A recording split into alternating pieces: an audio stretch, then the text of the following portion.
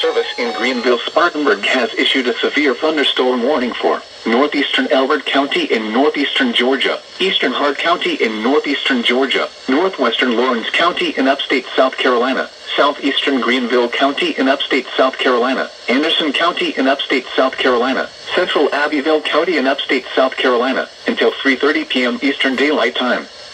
At 2:42 p.m. Eastern Daylight Time, severe thunderstorms were located along a line extending from 11 miles south of Greenville downtown to 5 miles northeast of Hartwell, moving east at 40 miles per hour. Hazard, 60 miles per hour wind gusts and quarter-size hail. Source, radar indicated. Impact, minor hail damage to vehicles is expected. Expect wind damage to trees and power lines. Locations impacted include Anderson, Hartwell, Fountain Inn, Homeland Park, Belton, Williamston, Honea Due West, Iva and Gray Court. Remain alert for a possible tornado. Tornadoes can develop quickly from severe thunderstorms. If you spot a tornado, go at once into the basement or small central room in a sturdy structure. Scattered trees and power lines will be blown down in the warned area.